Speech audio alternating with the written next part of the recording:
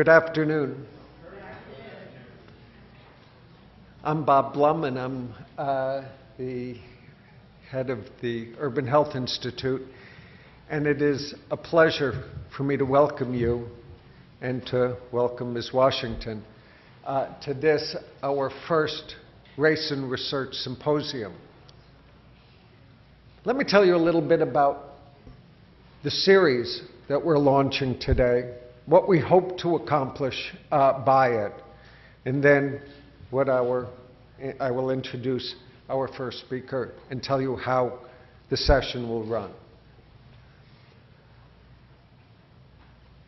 The primary intent of this series, and the second one I would mention, is on April 1st, Dr. Gail Wyatt from UCLA will be spending the day with us. The purpose of this series is to begin to engage the Johns Hopkins research community and our neighbors who live across the street and across town in conversations about research and about race that perhaps we haven't had before.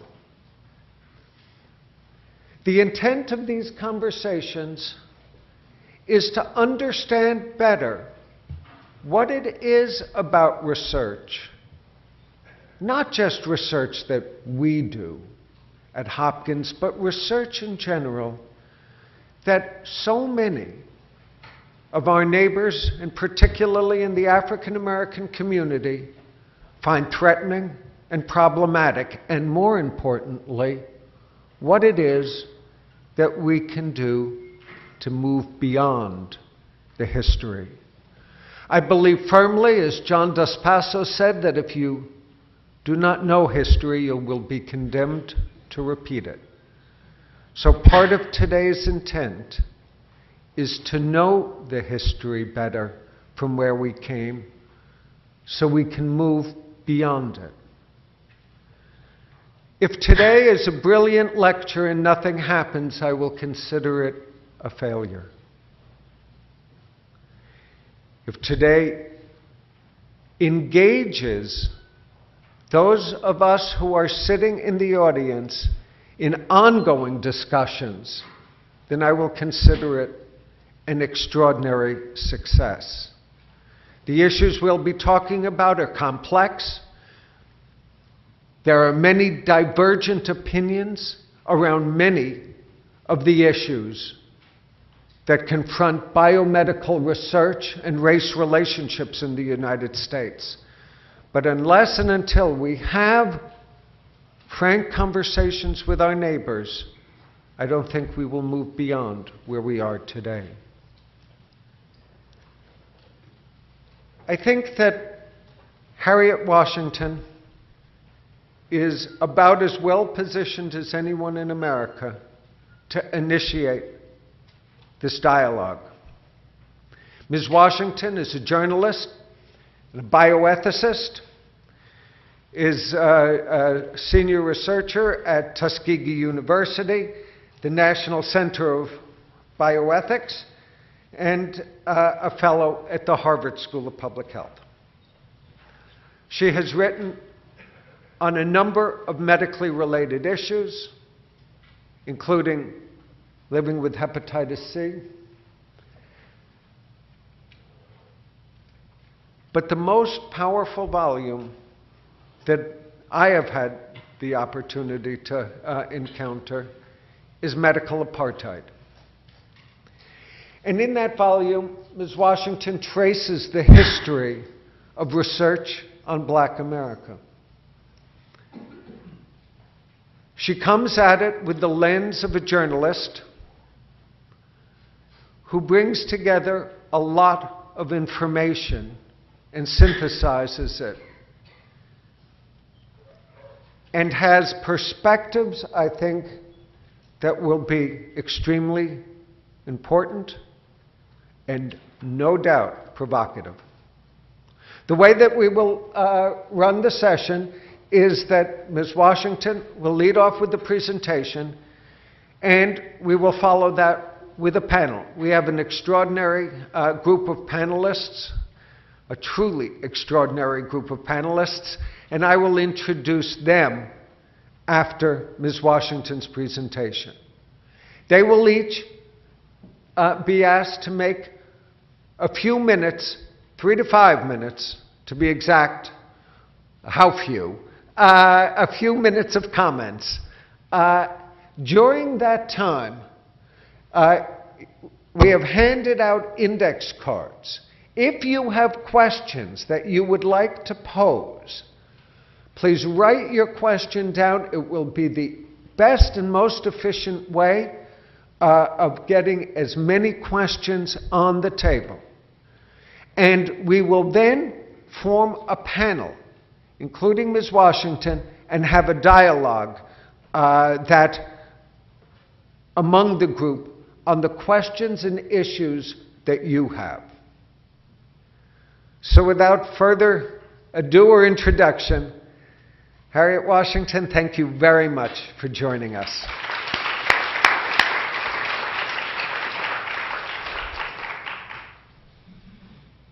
Thank you, Dr. Bloom, for that very generous introduction. And thanks to all of you for coming out this afternoon. I'm tremendously excited to be speaking with you. Every time I talk, there's some new gadget I have to master. Give me a second. I'm going to be talking about the history of medical experimentation with blacks and focusing on the most troubled aspects of that history. However, since there's no possibility of my condensing my 500-page book in the 30 or 40 minutes that I have, please don't be surprised. I'll be skipping over some of these slides. I'm going to focus today on the subtitle of my talk, Race, Fact, and Myth in U.S. Medical Research. One of the things that constantly surprised me as I did my research was how much myth was masquerading as fact and vice versa.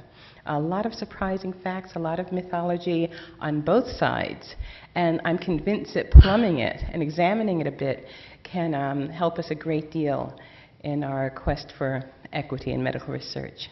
But I want to start off with this discussion of American problem with something that transpired in Nuremberg, Germany over 50 years ago.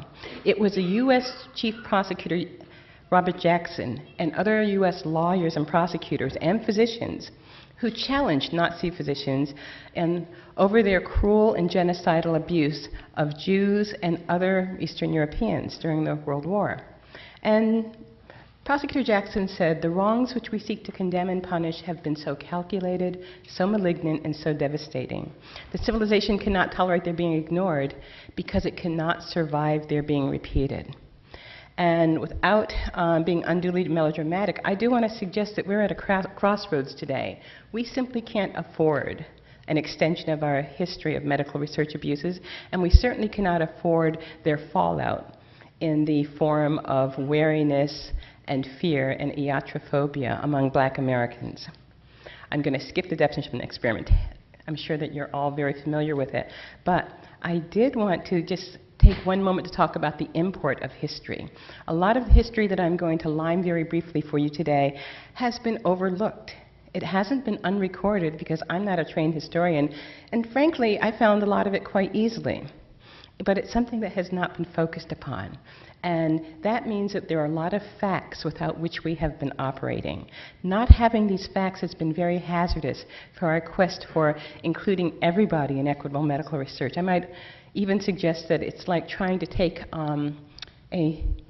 treat a patient without eliciting a thorough medical history. We've been trying to address our medical research problems without looking at the history of that research. And I'm definitely not reading this slide to you. It's simply a list of the chapters in my book. The point is that the Tuskegee syphilis experiment, as it's popularly called, an experiment that was designed and carried out by the U.S. Public Health Service, has had far-reaching effects, but it's also become an overburdened icon. Tuskegee has become synonymous for a medical abuse of African Americans, and yet it shouldn't be. It shouldn't be because all the many chapters I've lined here are only some of the species of medical research abuse that I unearthed during my research.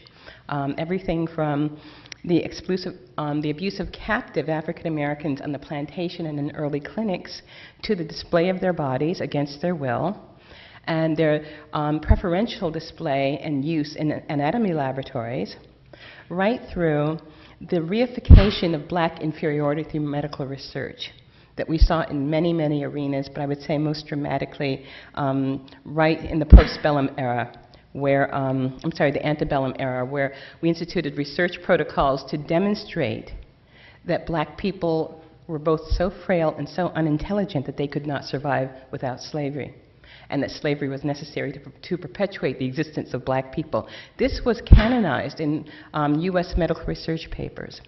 So then, of course, we had the Tuskegee experiment, eugenics experiments in the chapter that I called the Black Stork, research with radiation, non-therapeutic radiation experiments, prisoners, children, genetic research, and also research with infectious diseases, as well as using black people disproportionately to perfect surgical technologies, which they would never be able to afford. So the whole canon of this history, though, as I said, has been overlooked. And now, even when sophisticated researchers often want to pinpoint a reason for black people's aversion to the medical research arena, Tuskegee is summoned up. So, the discussions of trust that are going to have to predicate this have been ignoring not only medical history, but medical mythology. Very often when we talk about myths, we find that we find ourselves talking about the myths perpetuated by the other, the myths of people in underserved communities, the myths of African Americans, but we can't forget that medical institutions and medical researchers and medical practitioners have their own mythology like every culture does. And this mythology has worked against the welfare and worked against the image of African Americans in ways that I'm going to discuss briefly. Also, we have to remember that the word myth is a very powerful word.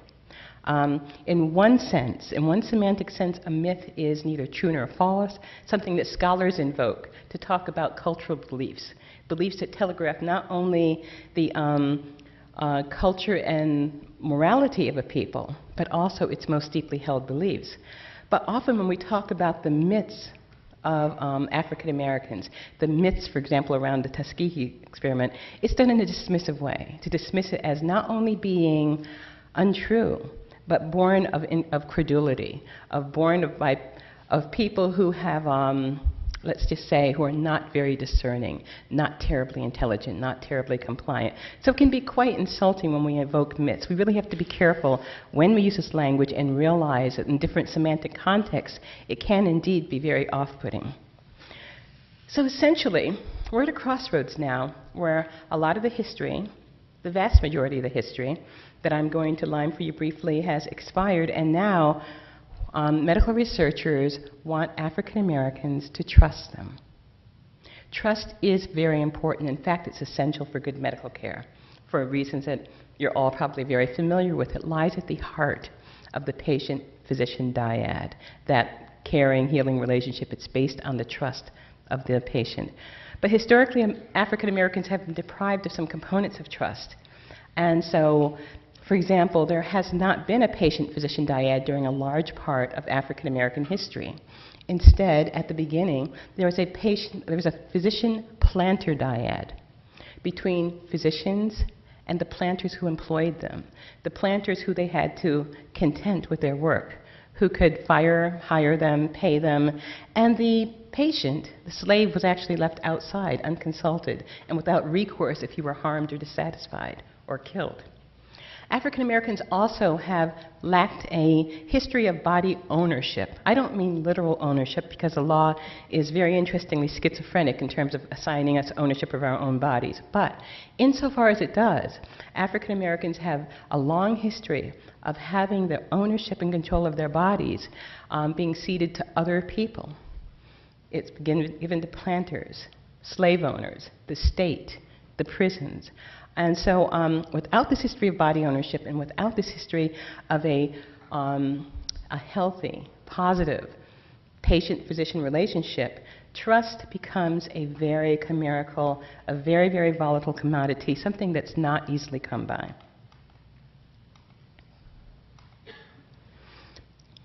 Very briefly, this is a pantheon of medical heroes. And this is one of the medical myths that is cherished most by the medical profession, who our heroes are. In the United States, here are a few of the people who have been adjudged our heroes. They made wonderful inventions. They designed procedures that saved many lives. They developed medications that saved people from the scourge of many illnesses. There's no question that they did great things, beneficent things. But are they really heroes? They are heroes in the eyes of most people, but most of them are not heroes in the eyes of African Americans, because each one of these people has participated, if not devised, the savage abuse of African Americans. The man in the center, James Marion Sims, was a man who cured vesicovaginal fistula, but he did it by using only black women, captive black women, whom he kept in the laboratory and experimented on repeatedly without anesthesia. Taliaferro Clark on the left, John Heller, Raymond Vandelier, and Thomas Perrin, who is Surgeon General. Well, Perrin is considered a hero because he vowed to eradicate syphilis, and on his watch as Surgeon General, that indeed happened.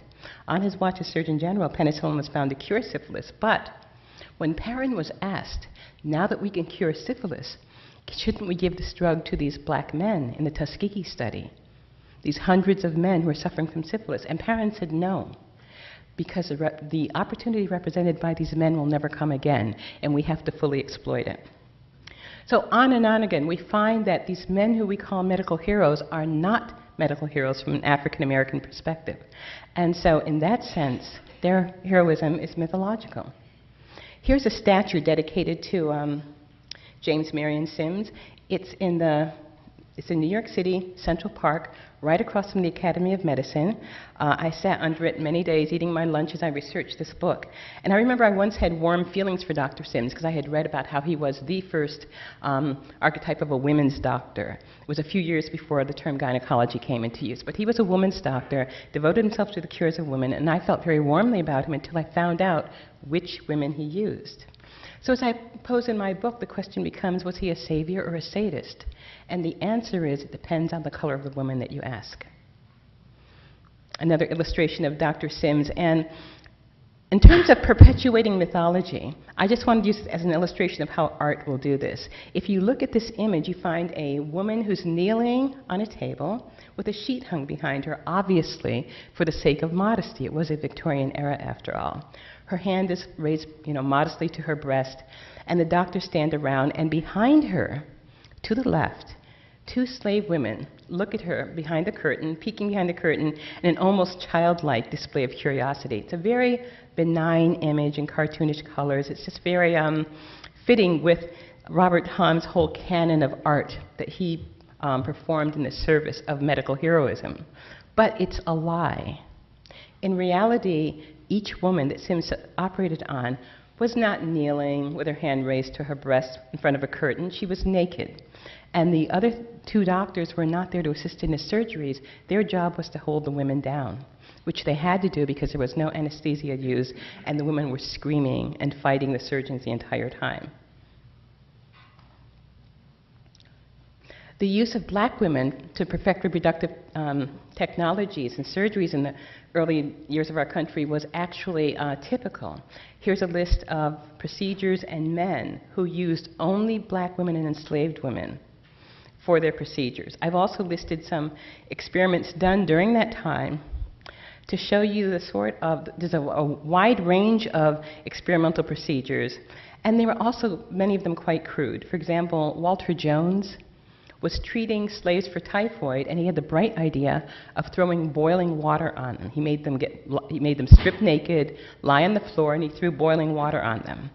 And his rationale was that he felt that this would somehow, in his words, reestablish the capillary circulation. I don't have an MD, so I don't know exactly what he meant by that. But I suspect that those of you with MDs will be equally mystified. A Dr. McLeod wrote his master's thesis on malingering among slaves. He codified into research the prevalent belief that slaves and black people in general were liars, so that when you had a patient who was black, you had to assume that he was lying or malingering. So there were a variety of these kind of surgeries done, and these techniques were all very crude, and they were all clearly directed at black people, in part because black people, 90% of whom lived in the South and were enslaved during the early years of our country, had no legal standing. A white person might complain or go to the authorities. A black person had no standing. But there was more to it than that. It wasn't just a belief. It wasn't just convenience. There was also a belief in the inferiority of black people. And that's where the American School of Ethnology comes in. These were the specialists, the experts in the Negro. And they quibbled about some points. For example, some of them believed that blacks and whites shared the same species. Others believed that blacks were members of a different species. But they were united in their belief in black inferiority. Those who thought that blacks shared a species with whites thought that blacks were still profoundly degraded, would never catch up to whites. Samuel Cartwright was one of the more interesting of these scientists. He was a physician, and he defined a number of black diseases. It's important to remember that we may sneer at these findings as pseudoscience now, but during their time, this was simply science, and it was promulgated by the best minds of the time. So Cartwright said that black people suffered from diseases nobody else suffered from, due to their profoundly inferior minds and bodies. He said that black people suffered from drapetomania. That was a disease evinced by a slave who ran away. Struma africana, Dysphasia ethiopica, hebitude. These were diseases characterized by talking back to whites, breaking the property of your master. In some cases, they were just black variants of diseases like tuberculosis. Hebitude was simply laziness, refusal to work. And you might see a pattern developing here. These diseases have something very important in common, and that is a lack of enthusiasm for slavery. During this time, people who had symptoms of these diseases and were black were assigned a psychiatric diagnosis. And then Josiah Knott, another physician, and his partner, George Glidden, went on to make very detailed designations of who belonged to what race. Now, along with the imaginary diseases suffered by black people, there was also a belief in imaginary immunities, diseases that black people did not get, or at least if they got them, did not die from. And there was a rousing debate over syphilis. You know, the debate was, did black people bring syphilis to this country, or did we bring syphilis to them? And this illustration, which I at first glance, when I saw it, I didn't think much of it. I thought it's just a depiction of an assault. But then I realized, if you look at the face of the sailor is cadaverous. It's the way that 17th, 18th century people depicted people with syphilis. And I realized it was an artistic rendering of the author's belief that syphilis was something transmitted by Europeans to blacks. Among the diseases that black people did not die from or did not contract were malaria, yellow fever, heat illness or heat stroke, anxiety, heart disease, exhaustion, etc., etc. So blacks and whites were felt to be so profoundly different, so biologically dimorphic, that they actually succumbed to different diseases, which meant they had to be treated by different medications. The other really dramatic belief about black people and scientific racism, as this nucleus of belief is called, was that black people did not feel pain. This became a really important belief during the antebellum era. And of course, black people were thought to be unintelligent. They were also thought to have a very unrestrained sexuality that was often compared to rutting beasts. So as you can see, that early in our country's history, black people were treated very badly by the medical profession, not just physically, but also in terms of liming their character. And they were considered evolutionary laggards. You know, perhaps they were human beings, perhaps. But if so, they were so far behind whites that they could never catch up. Now, if we think about our mythologies, it's very difficult to see our own mythologies. It's almost laughable to think that in the 19th century, doctors believed that black people did not suffer pain, and they could make statements such as that made by Dr. Charles White, that he had amputated the legs of many black people who had held the upper part of the limb themselves. Or by Dr. James Johnson of London, who said that, yes, they did all these reproductive surgeries on women in Kentucky, but they were all black. So the fact that they did these and they were so painful and the women survived, that doesn't really mean anything. You know, they were black people. So they were very dismissive of pain among black people.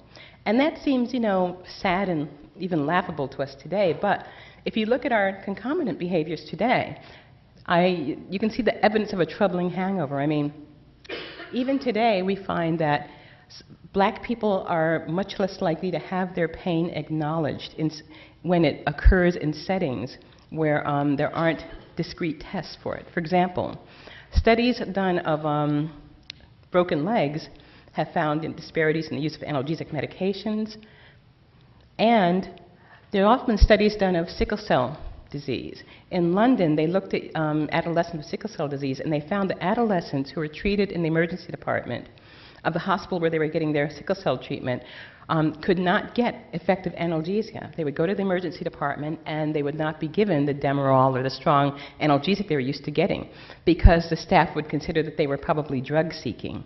Yet in these hospitals, their medical records were available to staff, but that didn't sway the behavior. In this country, as the last bulleted item shows, if you go to black and Hispanic neighborhoods, you're less likely to be able to get a prescription for a strong analgesic, even if you have, to get the analgesic, even if you have a prescription. And when pharmacists were asked about that, they explained that, well, we're in a black neighborhood, it's it's full of drug-seeking people, we can't stock these medications. So when they were asked, what do you do if somebody comes in whom you're convinced has a valid script, the response was, we can get any drug we want in 72 hours. An eternity for someone who's in that kind of pain, as you know. So the early clinic also was rather unabashed in its characterization of treatment by race. Not only were there separate clinics held for blacks in which people were treated free or at reduced rates, but only in exchange for submitting to medical research, there was also the opinions of teachers, like Dr. W.H. Robert of Georgia, who said that you have to stratify whether or not you do an amputation.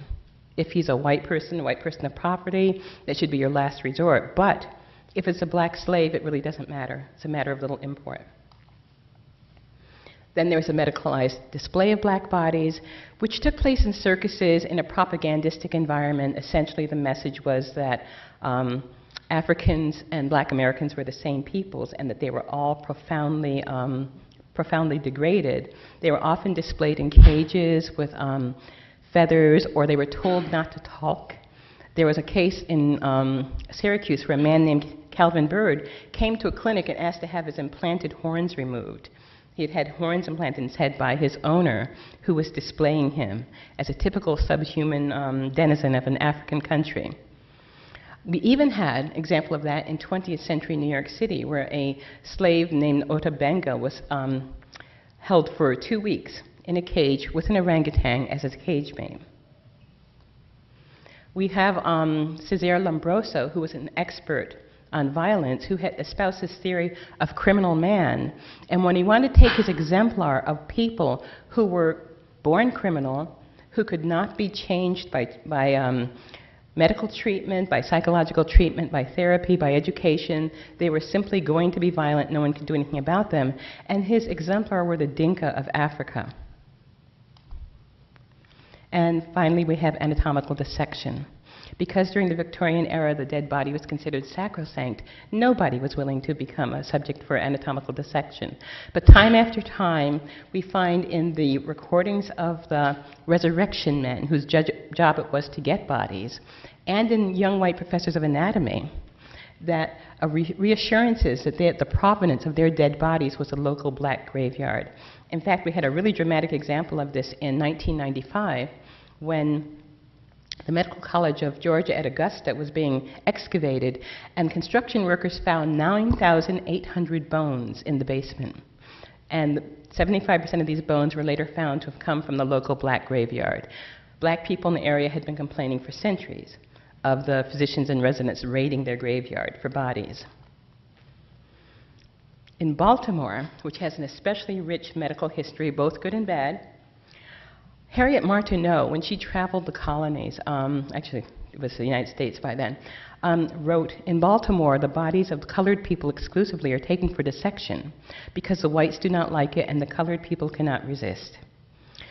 I'm happy to say that Martineau was speaking not of Johns Hopkins, because Johns Hopkins, as I note in my book, was the only hospital in the state that followed the law and only took the bodies of people who had volunteered their bodies. All the other hospitals and medical schools in the state had their bodies provided by entrepreneurs who would go and dig up bodies in the dead of night after people had been buried. There was also a really interesting prevalent myth. I use the term myth advisedly. I'm not implying that it's true or not, but it's very fastly held by many African Americans. In fact, I will speak all over the country, and people often ask me about this myth in regard to Baltimore specifically. They will say, we've heard that you couldn't walk around the streets of Johns Hopkins at night because doctors would snatch you if you were black and use your body for dissection. Now, usually this is dismissed as an outright myth. However, in the sense that, of course, it can't be true. However, in 1886, there is a documented burking, which is a murder effectuated for the sale of the body to anatomists.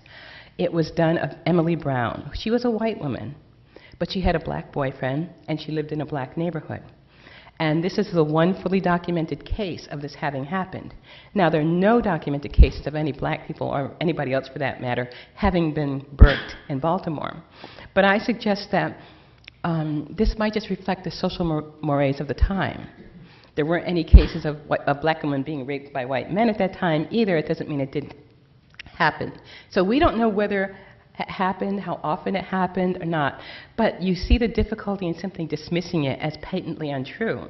We don't know whether that happened or not. There were other cases, such as one that's been immortalized in Lawrence Altman's book, Who Goes First, of a black man who was seized by medical students and made to inhale ether and then left for dead in the road. So, and that was actually repeated in the history of an anesthesia textbook from the 1900s. So there are cases of black people's bodies being taken for medical use. And so I think we need to keep that in mind when we hear this and realize that although it may or may not have been true, it may or may not have happened in any numbers, a myth is one thing, paranoia is another. This is not paranoia, because paranoia is a baseless fear. And this fear actually has some basis in fact, whether it's true or not. Now, also in Baltimore, we had a lot happier news. One of the things I mentioned to Dr. Bloom was how dramatically how overrepresented black medical researchers are at Johns Hopkins. There's quite a wealth of them. I'm doing an article about the history of black medical research, and so many of the black researchers who have generated really impressive developments or devices have actually done so at Hopkins or while being trained at Hopkins. It's really quite impressive, and I wish this were a history that were better known. There's another history that is not very well known, and it's actually a lot less positive, and that's of the 1951 death of Henrietta Lacks. This was a woman, lived in Baltimore, who became the source of the first, she's called immortal, which is a little more than I know, but the first very long-lived human cell line. The cells were taken from her body against the wishes of her husband, who had refused permission, and they've been kept alive in petri dishes and test tubes ever since. I spoke with Victor McCusick, who told me that in the aggregate, Henrietta Lacks cells have been invaluable to medicine. There's no assigning a monetary value to them. They've been very, very valuable, and yet her own family was not told that her cells were being used in this way, and they were repeatedly deceived by researchers who came and took samples from the family and lied to them, saying they wanted to check them and make sure they didn't have the same disease their mother had, when in reality they were just trying to use this as a reference to check the spread of her mother's cells. So there have been a number of very troubled research abuses between African Americans out of Baltimore and some out of Johns Hopkins that are very troubling. It's really important, in my opinion, to have transparency, to acknowledge this history. We can't hope to go beyond it unless it's acknowledged, because you can't hope to gain the trust of the populations who have been affected directly or indirectly unless you first acknowledge what's happened. And what's the legacy of this research? Well, I think we all know a lot of it, but a greater wariness to research, which is often, as I said, ascribed to Tuskegee experiment, but without proof. I'm convinced that it's not the Tuskegee experiment because before there was so much publicity about it in the last 10 years, I would speak to people who had never heard of Tuskegee and yet did not trust medical researchers or even physicians. I think it's really important to acknowledge that, again, it's not paranoia, but a fear of medicine or a iatrophobia that we're dealing with here. Calling it paranoia is a dangerous misunderstanding. You can't simply assume that a lot of these beliefs are patently false. Some of them have been shown to be true or have some roots in reality. And there's a greater wariness on the part of blacks in medical research than whites, although whites' wariness to medical research is not exactly improving either by some measures. And although these practices have diminished greatly, but there are still dangers, abuses remain, and African Americans, in my opinion, still need to be wary of medical research, although we need both more wariness and more research. I'm going to skip some of these ethical considerations because I want to talk a bit about some of the mythology around what's called the Tuskegee syphilis study. Some people are trying to change its number to the United States Public Health Service study of syphilis. Good luck, it's kind of unwieldy. But it's more accurate. It's more accurate because it was not a study of Tuskegee University. It was a study of the United States Public Health Service. And just to recap what many of you will already know, essentially, researchers from the Public Health Service lied to people in the Macon County area. They put out flyers promising treatment for bad blood. And when people came, those who tested positive for syphilis were told that they would get a great deal of treatment for their bad blood.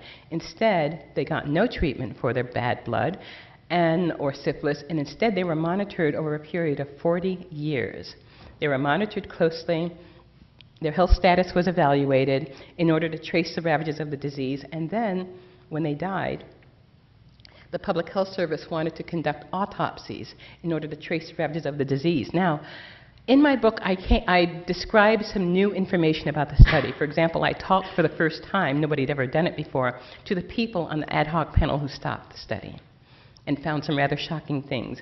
But nothing shocked me as much as finding that the rationale for the study, which is rarely distressed, harkens directly back to the 19th century American School of Ethnology beliefs. These Public Health Service physicians believed, in the 20th century, that syphilis in black people was different from syphilis in white people. That in white people, syphilis would attack the brain and nervous system, causing paresis, devastating neurological ravages. But that black people were spared this. Black people did not get paresis. Black people did not suffer any kind of psychological or neurological problem because black people had a very primitive neurological system, a primitive brain that could not be deranged by syphilis. That was their belief, and they sought to prove that black people suffered only heart problems and only muscle problems as a result of syphilis. That was the point of the 40 years of monitoring and also the point of the autopsies they conducted. They actually wrote a paper stating this, but a blue ribbon panel of cardiologists looked at the paper and said, that's nonsense, you haven't demonstrated anything of the kind. So, in the wake of the study, a lot of myths sprung up. And the first one was that the Public Health Service had injected the men with syphilis. I don't think this is the case because, frankly, the notes of these researchers were so frank about everything else, I don't believe they would have shrunk from saying so had they done it. You have to look at this in context. It was not an unusual thing for researchers to inject Americans with venereal disease or infectious disease. In fact, historian Susan Lederer of Yale tells us that American researchers did this on at least 40 occasions during the 20th century.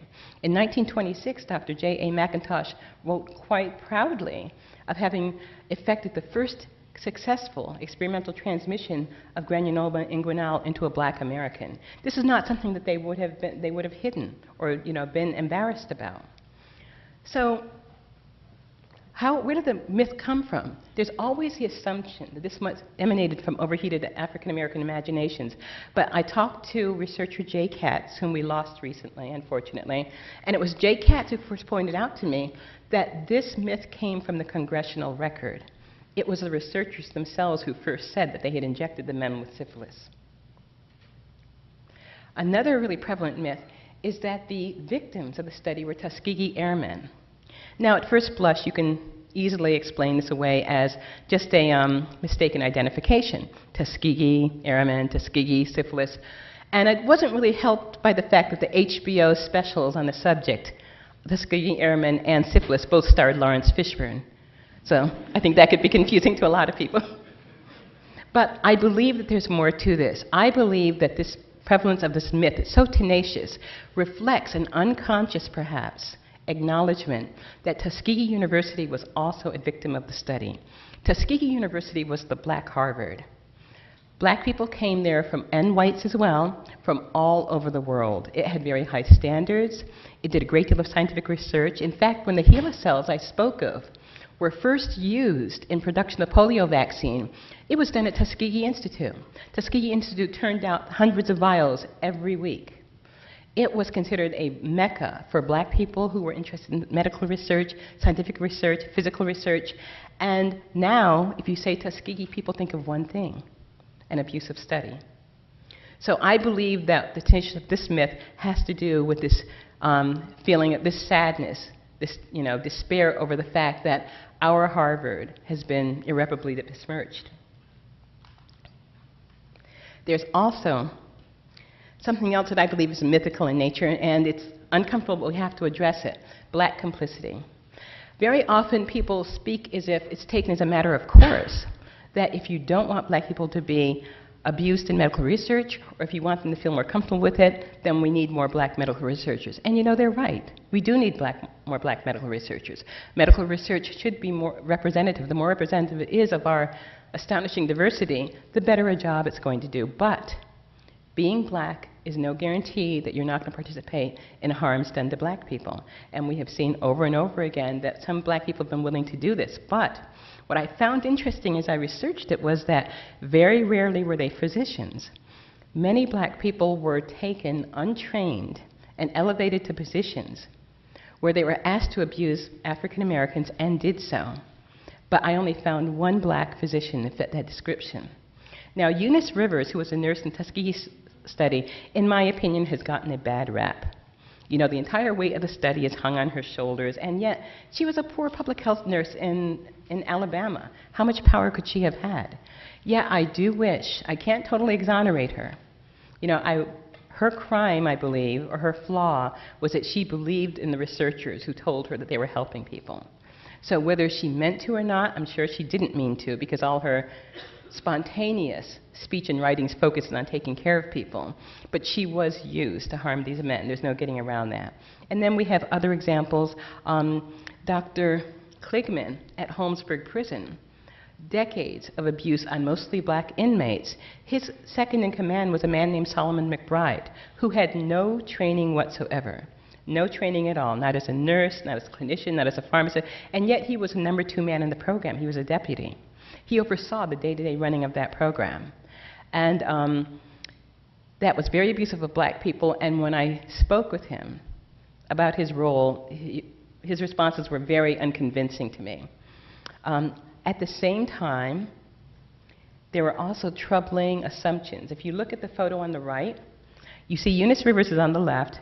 Some other physicians involved in Tuskegee study are there, and then there's another black man wearing glasses, second to the right, top row. The captions on this photo, when it's reproduced, usually indicate these were people who were the architects of the Tuskegee syphilis study. Yet this man had nothing whatsoever to do with the study. He just had the bad luck to be in this photograph when it was being taken. So, bottom line is, black complicity existed. There were some black people willing to participate in the medical research abuse of blacks, but there were rarely black physicians, and my opinion, and it's only this, is that because Part of it had to do with the fact that for a very long time it was very difficult for black physicians to gain entrance into the research mainstream.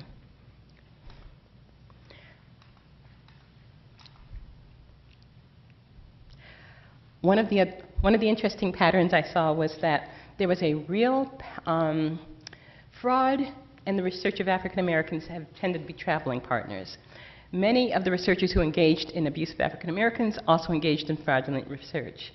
In my book, I talk about Dr. Hamilton of Georgia, who used his slave, or used his friend's slave fed, to devise some sunstroke pills. And he did a great deal of research, abusive toward fed, but he did a lot of work in the research, but then in the end, he decided to bypass the research and simply make flour and water pills and market them as sunstroke pills. The IQ tests were based on fallacious and specious research, clearly specious research. And in 21st century, the Witzerwan researcher in Africa did breast cancer research in which he used total body irradiation on women and claimed that it worked just as well as the regimen that was a standard of care. It didn't. He had falsified books claiming that, and he had used black women to experiment on black women who he had never told were involved in research studies. Instead of saying anything about the long and very painstaking history of specious research used to prove that blacks were lower intelligence, then I'm going to refer you to this excellent book. Those of you who haven't read it are going to find it in Revelation. Another really good book on the subject is entitled Even the Rat Was White by Robert V. Guthrie. Very witty history of psychological research. One of the other medical myths that we have to deal with is forbidden knowledge. Some things were simply not disseminated. For example, the non-racial character of some diseases, pellagra, syphilis, cholera at some time, they were at some point shown to be diseases that didn't just affect blacks, but that information was never disseminated. And clinicians never always behaved as if only blacks got the disease. So the research had been done by Goldberg in the case of pellagra in the 1920s, but it was ignored for at least 20 years.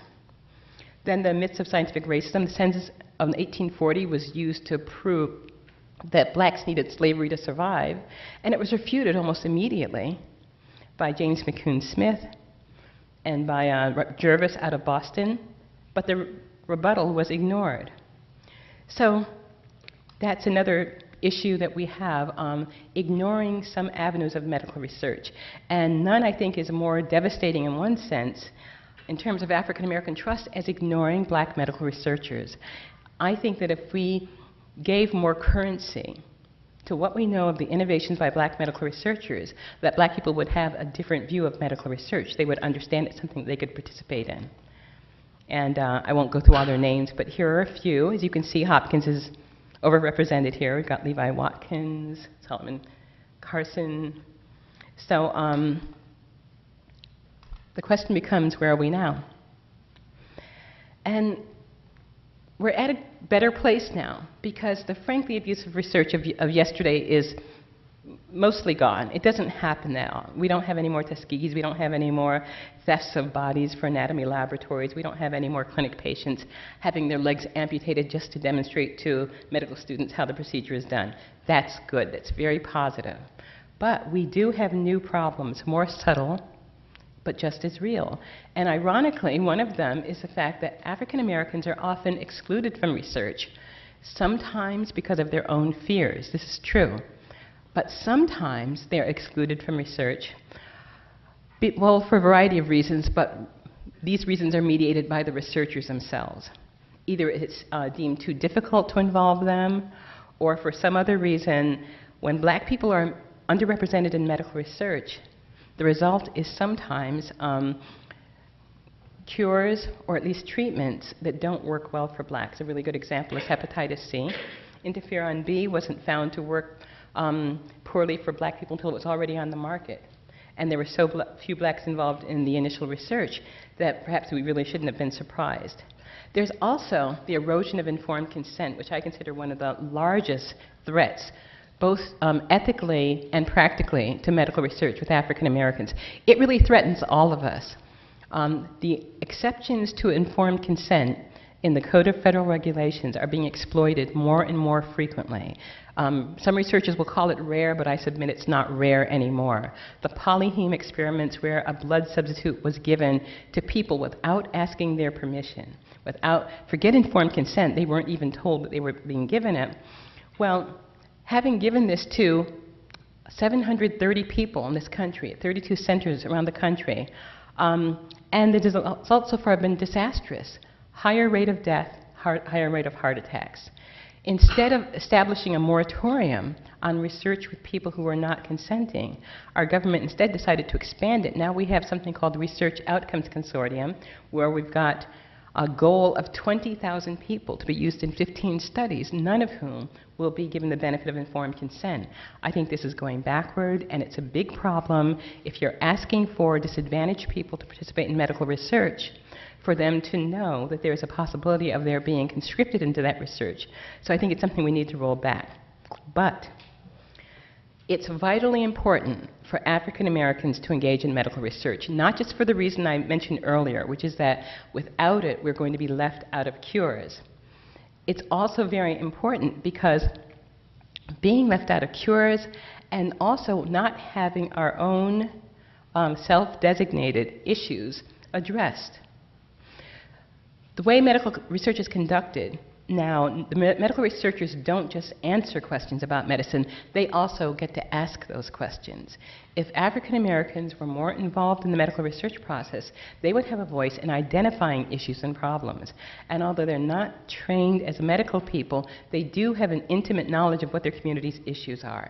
And this would only enrich medicine.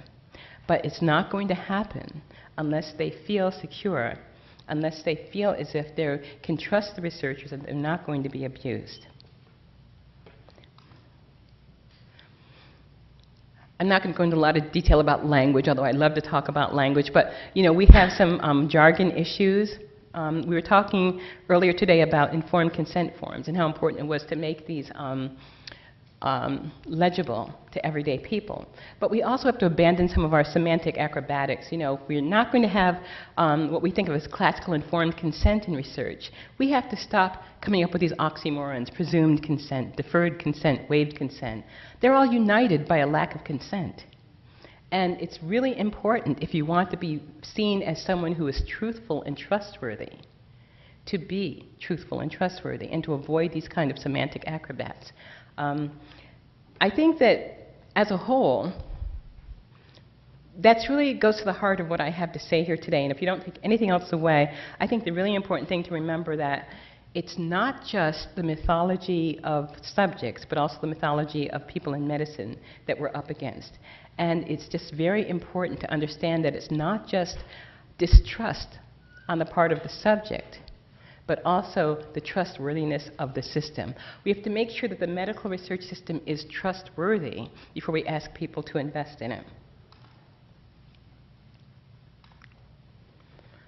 And in the realm of solutions, I'll be very succinct because I see I'm running out of time.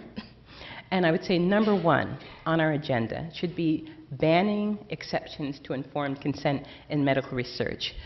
Again, I feel that we're finally moving in the right direction in terms of inclusiveness and communication with African American communities, and to ban and to get rid of informed consent or to weaken it in any way is going to take us in the wrong direction. I also believe that in IRBs, the community representation needs to be expanded.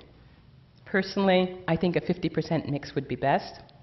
And I also think there should be a nationwide mandatory system of education, and it should be federally funded.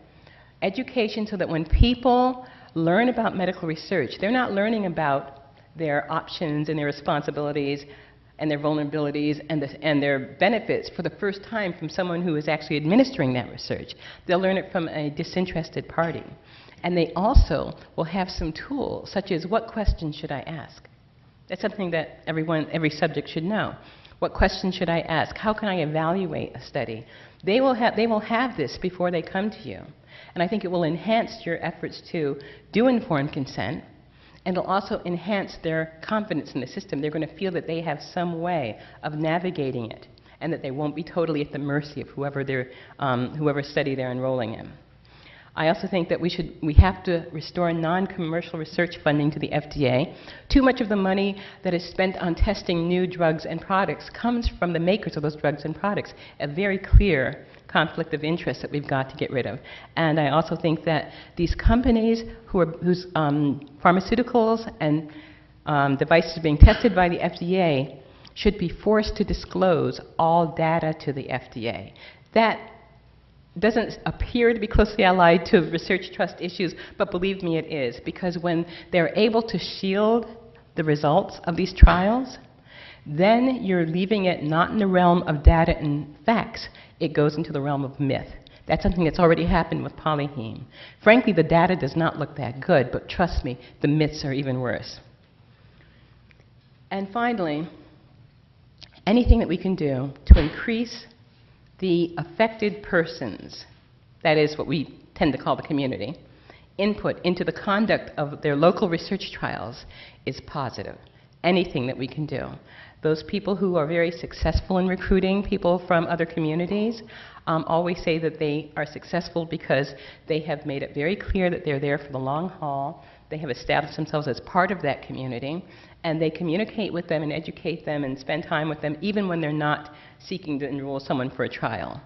And that they believe that makes all the difference. So thank you so much for listening to me this afternoon. It's been quite a pleasure to speak with you.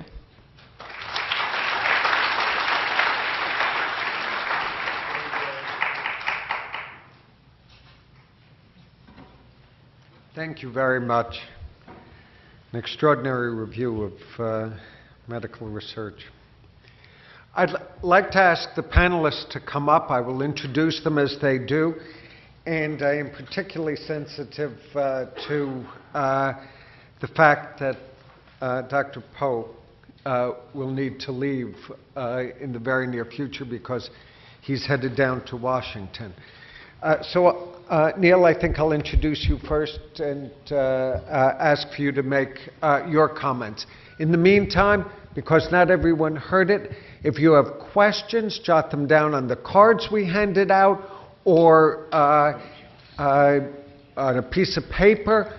Pass them to the aisles, and there are people who will be picking them up. Just hold them up, and we will take those cards and incorporate them. There are mics on either side, but I think it'll be much more efficient if we're able to do that. So I'll introduce Professor Poe first, ask for him to make comments, so then he'd be able to leave when he has to, and I will then introduce the remainder of the panel. Neil Poe is the inaugural James Fry Distinguished Service Professor here in the School of Medicine and in the School of Public Health. He's the director of the Wells Center for Prevention, Epidemiology, and Clinical Research. And I think perhaps more than anyone represents this blend of public health and medical research. So, Neil, let me turn it to you for observations, thoughts, and from there. Okay. Well, thank you. And thank you, Ms. Washington. That was a wonderful historical portrait that was profound and an illuminating expose, I think, of the history of race and medical research in this country. And in fact, even being here in Baltimore at Hopkins for 23 years, learned something about Baltimore and learned something about Johns Hopkins that I hadn't known before. So thank you for setting the record straight about many of the myths that we have heard about. One of the things I like to think about, and that has been a lot of the emphasis of my research, is thinking about how these myths then get translated and whether they affect the health disparities that we see today. The fact that we know that minorities in this country often get fewer of new treatments. You showed some of that research. They get undertreated for pain. And how do these myths translate into that? How also do they translate into the fact that minorities in many areas of medical and public health research are underrepresented in that research? Does it really lie in the fear of experimentation, whether that's fear of experimentation in the delivery of their care, or if they were to participate in a research study that they would be harmed? And Dr. Levis and I we've had some debates about kind of what really is the critical lesion that affects these disparities, and how much of the myths or real medical racism affects what we see played out in healthcare and in medical research today. So what do we do? How do we erase history? These images that you showed are indelible, actually, in my mind. Does it take electing an African American president to, as a visible sign to erase issues about inferiority of intelligence or ability to function in society? How do we restore trust among patients in the healthcare system, so that they actually are empowered to get the treatment that they so rightly deserve as all Americans? So I would love us to discuss some of those things. It's kind of, where do we go from here? What is the agenda to erase this history that you so vividly displayed? I'll leave it at that to start this off. Thank you very much. We certainly will come back to those questions through the panel. Let me, if I may, introduce the rest of the panelists. Ms. Washington referred to Henrietta Lacks, and Ms. Lacks's son, Mr. David Lacks, is here with us today. Mr. Lacks was born in Baltimore, raised in Virginia, returned to Baltimore, and lives and has raised 3 children here. So welcome. I'll ask you to make whatever comments that you would like, but let me first also introduce the people to your left. Professor Tom Leviste is the inaugural William and Nancy Richardson Professor of Health Policy. He is a professor here in the School of Public Health and Health Policy and Management, and is the director of the Center for Health Disparity Solutions, and one who has, as is true for the panelists, really dedicated his life to dealing with many of these issues. The final panelist is Professor Alan Green, who is in the School of Education. He is the chair of Counseling and Human Services Department in the school, and Alan is also Associate Director of the Urban Health Institute. So thank you very much all for coming. Maybe turn it to you, Mr. Lacks, and thoughts, comments that you might have. Well, I have not too many thoughts and comments on anything. I'm glad Ms. Washington brought up how everything she did, but I'm just glad that they have recognized my mother as far as being contributed to the medical field, and the knowledge that who she was, Henrietta Lacks, because they had her under different names at first. They had Helen Lane, Helen Larceny, but then now they got her everything straightened out about that. That's the only thing I'm glad she's getting her just recognition. That's all I can say about that. Thank you. Thank you. What some in the audience I know, but some in the audience I know do not know, is that in our community, your mother is legend. That I received probably 10 or 12 emails saying, I saw that David Lacks is going to be on the panel. Is that Henrietta's son? Or is that her offspring? Or so the power of who your mother was, her contributions, but also what she represents is very, very powerful. Let me turn it to Tom Levice. Well, so I've heard Harriet talk about this about 3 times now, and have 2 copies of the book. And we first talked while she was writing the book, because I think when we first met. And so I'm very familiar with her work. And so there was one point that I wanted to sort of drive home that came out in the presentation, and it was the overburdened use of Tuskegee as a symbol of this mistrust and the reason for the mistrust.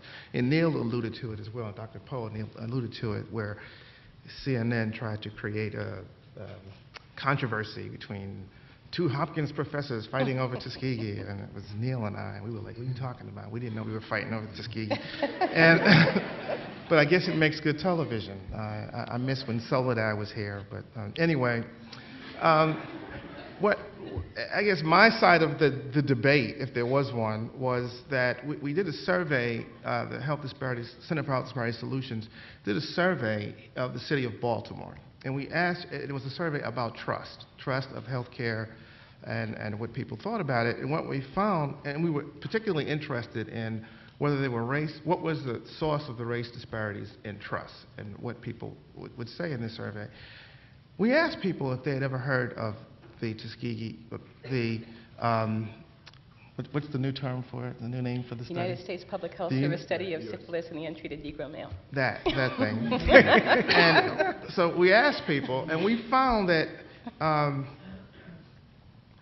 about 60%, 59% of the people surveyed had never heard of the study. And there was no race difference in who heard of it. About 60% of African Americans, 60% of whites said they never heard of it. And then we read them a description of the study, because maybe they didn't know it by that name, but they knew about the events. And about 60% had never heard of any such thing. But then we asked them, do you think something like this could happen today? 76% of the African Americans said yes, it could happen today. 57% of the whites said it could happen today. So the mistrust is there, absent of the knowledge of Tuskegee. We then went on to ask them about personal experiences of untrustworthy behavior in the healthcare system that they received or friends or family members received. We found that about 3 times more people had heard of Tuskegee than had personal experiences of mistrust, right? I mean, that they would make them mistrustful, which is a good thing, right, you would think. But when you looked at what was correlated with whether or not they trusted healthcare, we found that there was no relationship between knowledge of Tuskegee and mistrust of healthcare.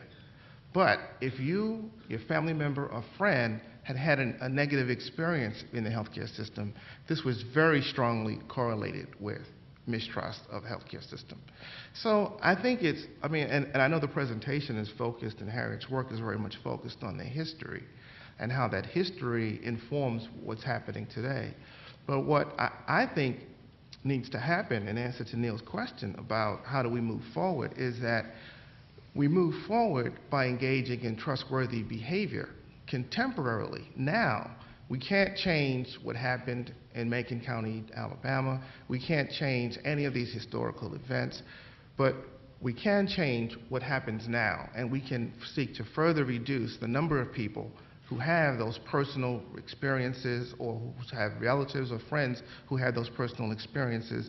And it's only until we affect that that we're going to affect the race differences in trust and therefore impact utilization and quality of care and outcomes that we see in the disparities data. That's my Well, thank you. I think that links with both what Harriet as well as others and Neil said. Before going to some of these issues, let me turn it to Alan Green. Thanks, Bob.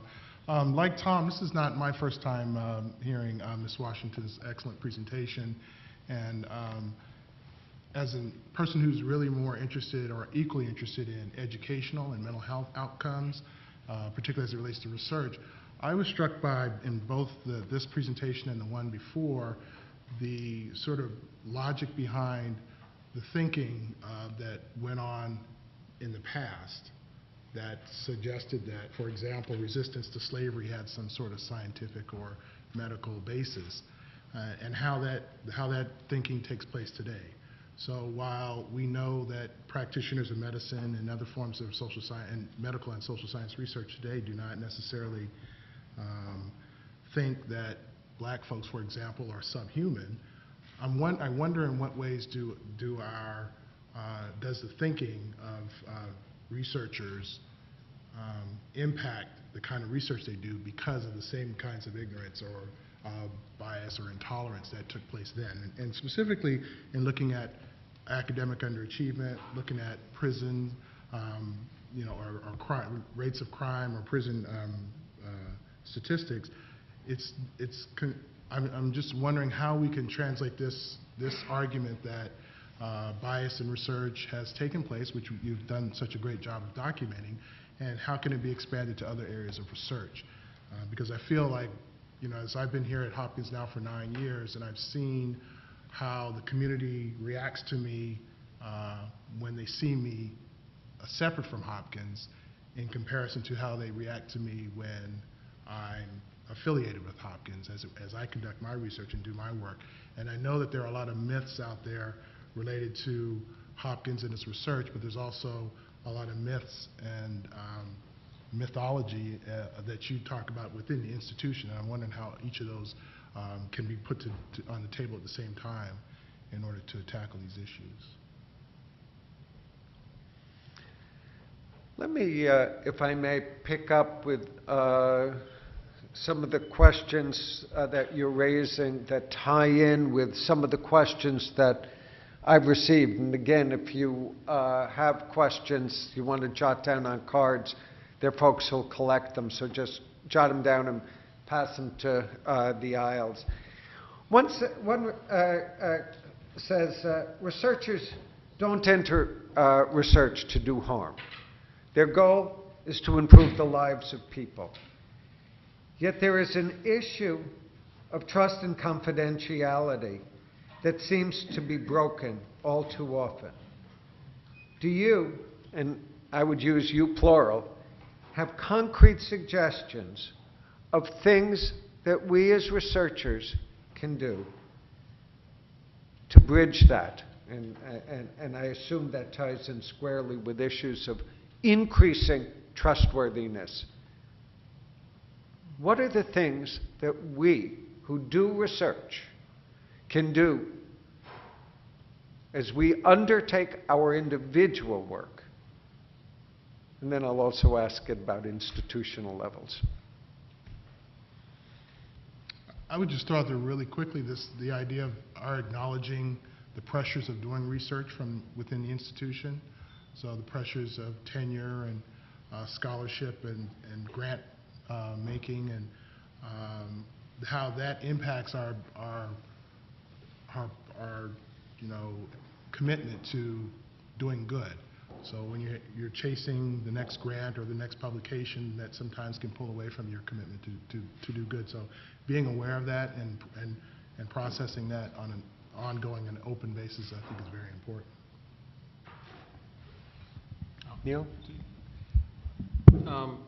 Well, we did a research study, I guess it's been about 6 or 7 years ago, in the Baltimore metropolitan area. It was a random digit dial survey of individuals from the community, both African Americans and whites. And what was interesting, we found that there that African Americans had less trust in their physicians. They had less trust in the hospitals in the Baltimore metropolitan area. But they actually had more trust in the health plans that they belonged to. More trust than whites in the health plan.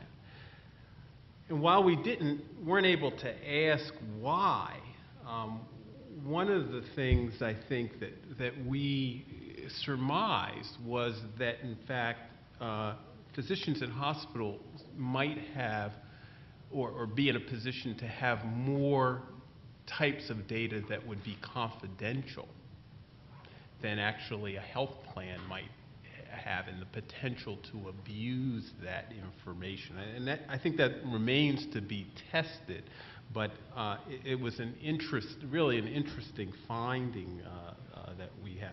You know, I think, thank God, we have human subjects regulations today. Although I think many think they're we've broken the system. We've overburdened researchers, and certainly it needs some streamlining while protecting the rights of human subjects. But I think we do have to restore trust, and I think Ms. Washington's solution of in fact, well, some of the solutions that she, I think, address this. One is the patient and subject education. I think that's vitally important to understand what research really is, and actually how researchers guard confidentiality of information that they collect about subjects. I think that can go a long way. I'll let Steve Tom wants to get at the microphone, so I'll yield to him. Yeah, I just wanted to say, in response to the question about what researchers can do, I mean, I fully agree with the premise of the question. I think most researchers we do not do what we do with the intent of doing harm. And when I served in the IRB, it was striking to me how many studies came across my desk that were from colleagues who I personally knew not to be people interested in doing harm, but that had harmful elements. And it's partly because of what Alan's saying about the pressure that's on you, and sometimes people lose sight of that. I think that the best way to, the best bulwark against that is to have engagement with the community that you're doing research with. That getting their input, not only on what are the important research questions, but for them to understand what the research process is about, why things are done the way they're done.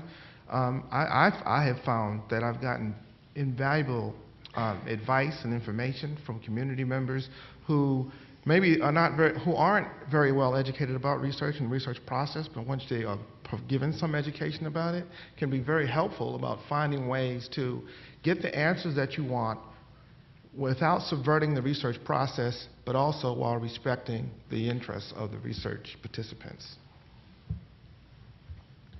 One of the things that one of you noted, and something that in an earlier session we were discussing, and I'll just read it. The East Baltimore community and residents are very rarely informed about what really is found in the research. The feedback loop is rarely completed. And as a consequence, there's no sense that either I, or if it's not me, my neighbor might in fact be a beneficiary of that research. I think it is a real issue, and trust comes from information sharing, the good and the bad in information sharing. There are a few questions here that relate internationally. And since both this institution on the medical and public health side and nursing do quite a fair amount of international research, let me just touch on them. One is you speak about the exportation of exploitation. Two is, might you comment, and again, you plural, on racism in international research? Three, I believe that Africans are going through what African Americans have gone through in the past. Many Africans believe that HIV/AIDS was and continues to be injected into people. What do you believe about the possibility of Africans being injected with HIV? I would also ask, and what would you suggest as strategies for dealing with those beliefs if in fact it may not be founded? I'd like to address that. I actually wrote an op-ed for the New York Times in which I addressed this belief of many Africans that some of the purported public health programs were actually strategies to inject them with infectious agents, including HIV. And again, this is a myth that we have to, as Westerners, treat with respect. It's very important to understand the factual, historical basis from it. In recent history, there have been several Western physicians who have been indicted and in some cases convicted and gone to jail for doing precisely this, injecting Africans with agents of harm. Wouter Bassan of South Africa was not convicted, but he had the longest trial, most expensive trial in South Africa, in which he was accused by all of his confederates. All his fellow lab workers and subordinates all agreed that their project, Project Coast, was designed to do exactly that. So when you understand that doctors like Bassan, Swango, Richard, I'm blanking on his last name, these physicians were well known in Africa, then this belief that they may be injected with deadly agents does not sound so fantastic. So I think that context is important. Then too, let's look at actual transmission of AIDS, the etiology. We are completely silent about the documented transmission of HIV via unclean needles and vials. It's not done intentionally, I'm certain of that, but it does happen. According to WHO estimates, approximately 2% of the infections in 2003 came from dirty needles. And why would Western physicians use dirty needles? Because there's nothing else available. Very poor countries, very low budgets, limited sanitary. So again, I think it's another really important lesson in dealing with myths. No matter how we deal with it, we have to be respectful when we do it, or we're not going to be able to have the trust of people. So in terms of the exploitation of exploitation, it's real. There are people in poor third world countries have always been abused by some medical researchers. It's always been the case from our perspective as Westerners. And some of it, you could call it abuse. In fact, I will call it abuse, but with a caveat, that some of it can't be helped. If you don't have access to a facility for cleaning needles, then you can't use clean needles. It's as simple as that. But the fact that this has been going on for a long time is one thing. I do believe that it has increased because we have changed some of the laws. The Declaration of Helsinki was updated a few years ago. And when I read most of accounts of the changes, they all sound positive. But as a bioethicist, I recognize changes that are not positive, in my opinion. Some of the changes actually water down the protections to poor people in developing countries. It used to be that if you were a researcher at Hopkins or another U.S. institution, you had to adhere to that institution's rules. You could not use something other than the standard of care. But now the law has been changed for developing countries so that instead of the standard of care, which in our country is an effective drug, you can use what is the standard of care in that country, which sometimes is nothing. So these kind of legal changes are a problem, I think. They're an abdication of our responsibility for medical ethics, and I just don't see how we can champion human rights and medical ethics here at home and abandon it abroad. Others, anyone want to comment? Let me turn to another question. The focus of your presentation, reasonably, since that's what you were asked to do, is on race. Excuse me. But as one questioner notes, a lot of the disparities that we see, race is really a cover term for a lot of social inequalities and increasingly a function of income, social status, etc. To what extent are these iatrophobic, to use your term, issues relevant to those who are poor non-African American? Is it an issue of status and social disadvantage that we're really talking about today that cuts across color lines? And I'd be interested in the entire group's thoughts. I think that's an excellent question. The answer is that we're talking about race mostly. Historically, this targeting, these vulnerabilities have been predicated not on socioeconomic level, not on education level, but on race, very nakedly. So through the vast majority of our country's history, we're talking about African Americans who were medically segregated, just as they were segregated in every other aspect of society. What happened in the medical arena only reflected what was happening in society at large. Physicians were no worse than anybody else. They simply were adhering to the mores of this country, which countenanced slavery, segregation. So we had medical slavery, we had medical segregation, and the targeting was specifically for black people. Not to say that some Europeans weren't harmed, of course they were. Certain white people who were very poor urbanites, especially if they were foreign-born, were also vulnerable. There's no question of that. And there have also been books written documenting their abuse. So that did happen, but what I've been discussing is racial targeting. Now what's interesting is that today, of course, we do have nuances. We do have differences by socioeconomic level, and sometimes one is put at risk because of how much money one has.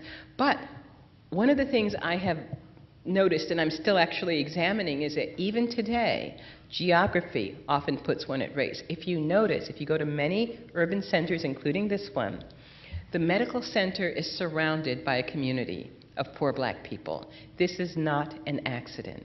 This is by design.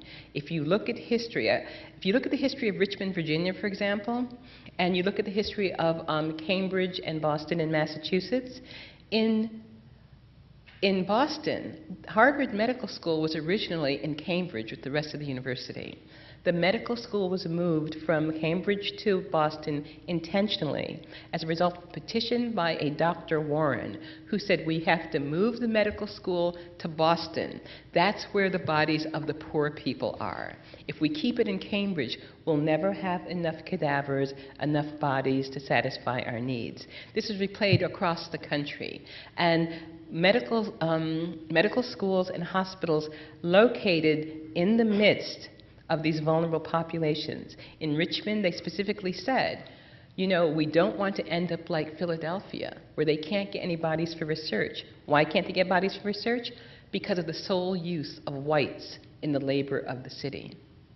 Richmond said they needed to locate their medical center in a black community so as to have access to those black bodies. So that's the other factor. There are socioeconomic factors, but there are also factors such as the intentional location of clinics and medical centers in black communities. And some of those still have an effect on who is put at risk today. So that having been said, because our country has changed over time, of course, you know, economic level, education level, all these things come into play. And as I said, in terms of the erosion of consent, which I consider our biggest issue here, it is something that affects everybody. It's a risk for everybody. But black people are often still at disproportionate risk.